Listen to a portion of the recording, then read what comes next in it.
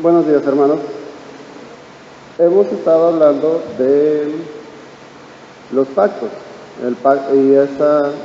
hoy nos toca darle continuidad al pacto de David, al pacto que Dios hace con David. Hoy voy a tocar algunos puntos que me gustaría considerar porque necesitamos ver un panorama cultural, social, en el que se da a conocer este pacto con David. Ya la semana pasada antepasada, Paco habló acerca de que en este pacto no tenemos un dato histórico en donde aconteció específicamente. No fue, por ejemplo, como con Moisés, que específicamente dice, Dios habló a Moisés y le dijo, yo haré un pacto contigo. No fue como con Abraham, de que yo haré un pacto contigo y entonces vas a tener una descendencia. Con David no fue así, no tenemos un texto específico, solamente hay textos que hacen referencia al pacto con David. Históricamente en el Antiguo Testamento hay un parteaguas en la vida de David. A partir de la vida de David hay una espera de un hijo de David que venga a heredar el trono de su padre. Entonces hay un pacto con David que está implícito en el Antiguo Testamento después de Reyes, que no se menciona en la Biblia, pero por ejemplo dijo Paco la semana pasada el Salmo 89, creo, 89, habla acerca de David, David hablando acerca con Dios, de quién era él para ser digno de que Dios hubiera hecho un pacto con él. Así es que aun cuando el pacto con David no lo encontramos de una manera textual, el pacto con David se da por sentado, dado que cuando Cristo llega y se hace referencia a él como el hijo de David, a lo que se estaba refiriendo con este término de hijo de David es que Cristo era el cumplimiento de la promesa que Dios había hecho o del pacto que Dios había hecho con David.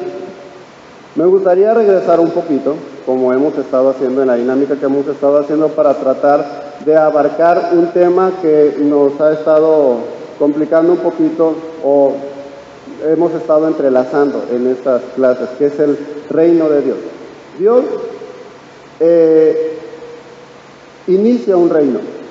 Dios se ha dado a conocer en su relación con su pueblo como aquel que tiene la intención de establecer un reino. ¿Se acuerdan? Hace 3 semanas hablamos acerca de la oración de Cristo.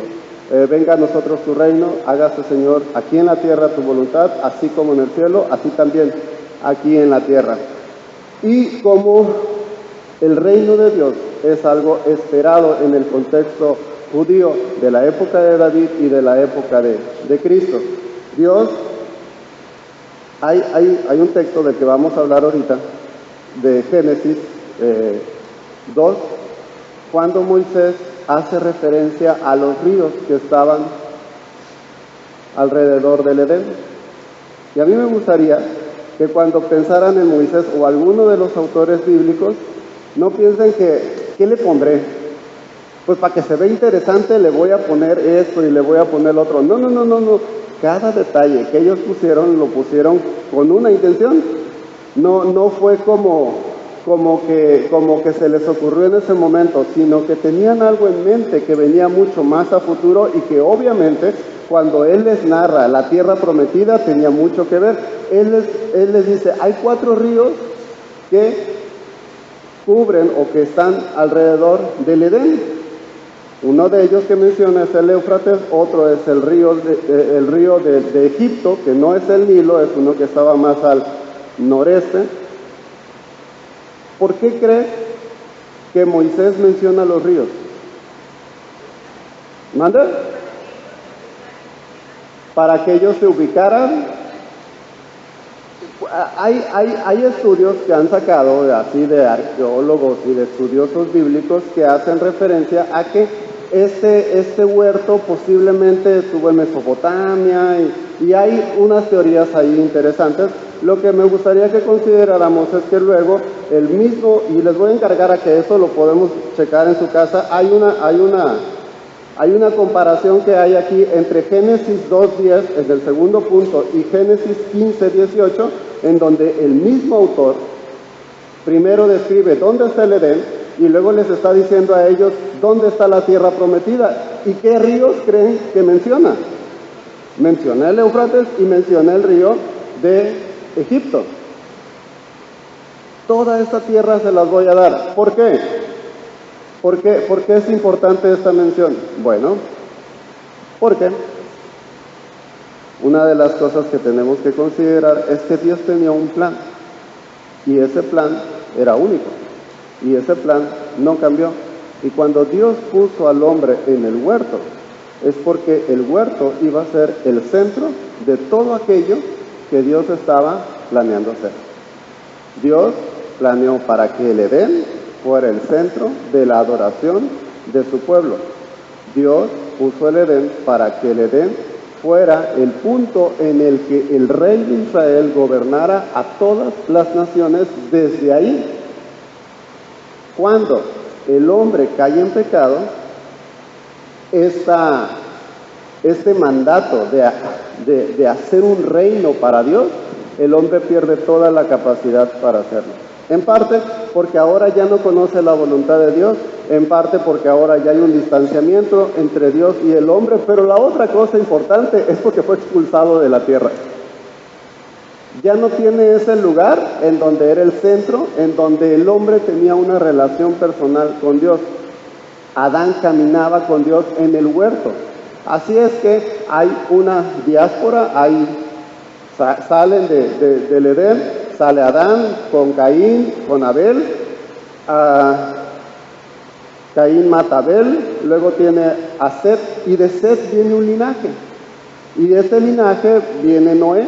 Dios hace pacto con Noé, destruye a toda la demás creación, pero el pacto lo ratifica con Noé, y dice que nunca más la tierra va a ser destruida por agua. ¿Para qué? Para que le dé estabilidad, para que ahora sí volvamos a hacer el proyecto que tenemos del reino.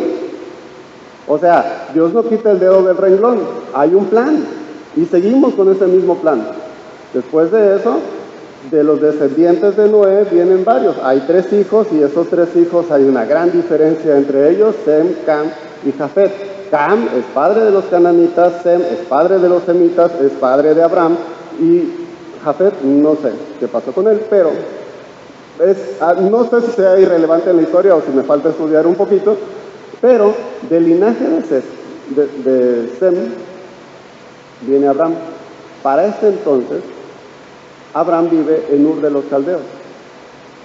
Entonces le dice: salte de la casa de tu padre, salte de tu parentela a la tierra que yo te voy a dar. Oh, sorpresa. A donde Dios los llevaba era la tierra que estaba entre el río Éufrates y el río del norte de Egipto. A donde Dios lo estaba regresando era el punto original de donde sus padres habían salido por una cuestión de pecado. Curiosamente, Dios puso un ángel, un querubín, que impidiera la entrada del hombre, de Adán y Eva, al huerto. ¿Se acuerdan? Él pone un ángel, un querubín con la espada desenvainada y una antorcha encendida que estaba revoloteándose y que impedía que ellos regresaran al huerto. Oh, sorpresa, lo que al pueblo de Israel guía hacia la tierra prometida es la antorcha que impidió a sus padres entrar. Dios había hecho pacto con el hombre y lo que había hecho al hacer pacto con él es tomar su proyecto que tenía de hacer un reino en el cual iba a gobernar a todas las naciones y ponerlo otra vez en el papel. Ahora tú lo vas a hacer como mi pueblo, y hace pacto con Moisés. Y con Moisés le dice: No solo le dice lo que le dice a Abraham, vas a tener muchos hijos y vas a tener la tierra. No, aquí con Moisés hace una revelación aún más impresionante de este pacto.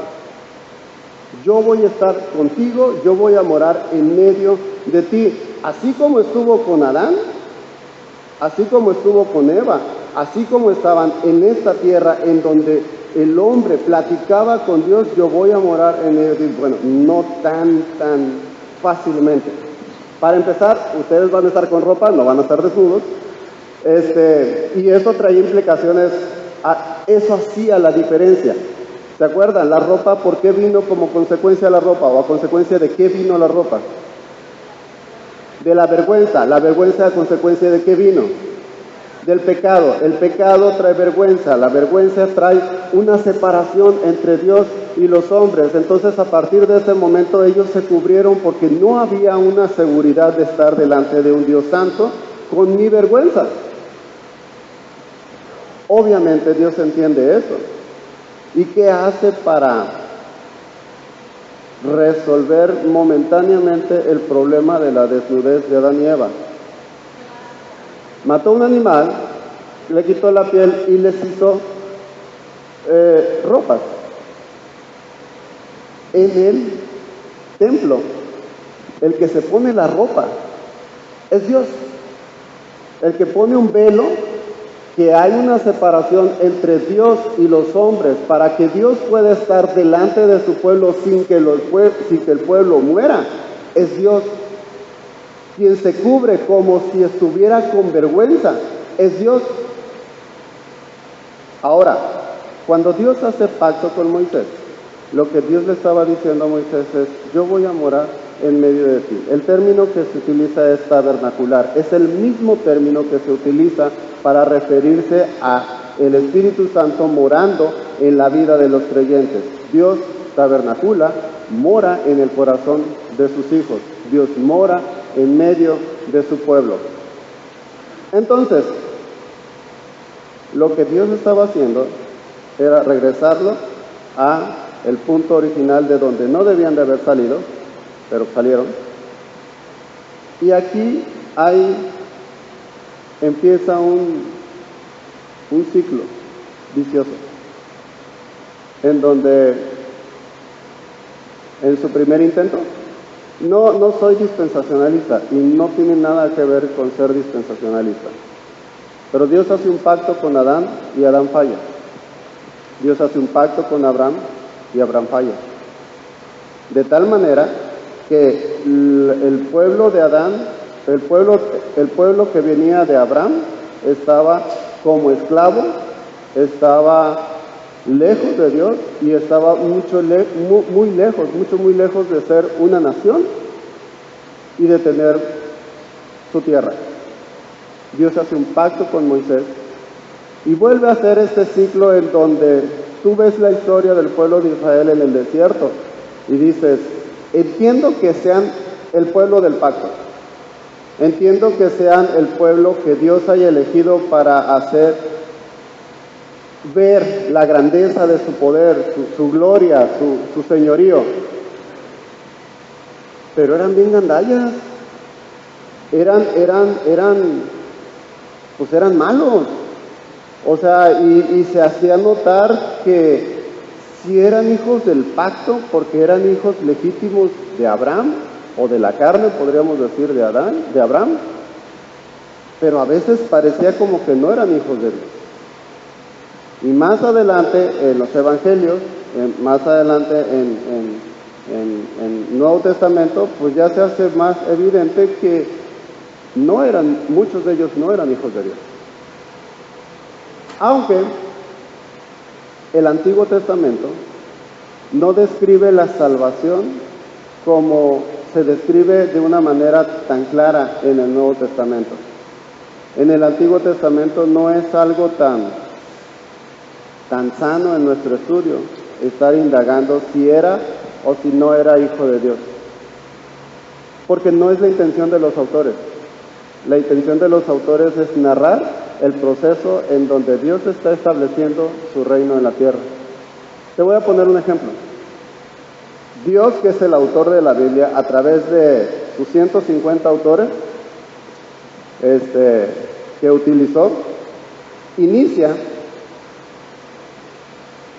1500 años antes de Cristo con Moisés, escribiendo acerca de Dios haciendo un huerto, preparando toda la tierra para que de ese huerto todas las naciones sean gobernadas por quien esté ahí y por todos sus hijos, que son imágenes de Dios cubriendo el mundo. La Biblia, del otro extremo, en Apocalipsis, termina con una ciudad viniendo del cielo, la Nueva Jerusalén, descender. Juan describe la visión de ver la Nueva Jerusalén. ¿Quién hizo la Nueva Jerusalén? ¿Mande? Cristo. Cristo es el que dice, yo me voy porque voy a preparar moradas y es importante que el Espíritu Santo venga y que yo me vaya porque yo he de preparar. Juan habla de ese reino, de esa ciudad descendiendo sobre la tierra como una ciudad, ya no como un huerto, sino como concluido todo un proceso en el que Dios ha de estar estableciendo el reino de Dios en la tierra. Venga a nosotros su reino. Cristo es el reino. Cristo es el que sustenta al reino. Cristo es el que hace la Nueva Jerusalén. Cristo es aquel que dijo, derriben este templo y yo en 3 días hago un templo en donde ustedes puedan tener una comunión plena con Dios. Entonces, tienes a la Nueva Jerusalén como una ciudad, y la describe Juan, sus calles son de oro, su mar de cristal, tenía trabajo. Ya no estabas en el proceso de desmontar, ya no estabas en el proceso de emparejar la tierra, ya estabas en el proceso en donde todo estaba completo, en donde todo estaba pleno, en donde todo lo que Adán no pudo hacer, en donde todo lo que Abraham no pudo hacer, en donde todo lo que Moisés tenía que haber hecho con ese pacto que Dios le había dado, pero que no pudo porque sus descendientes no pudieron hacerlo.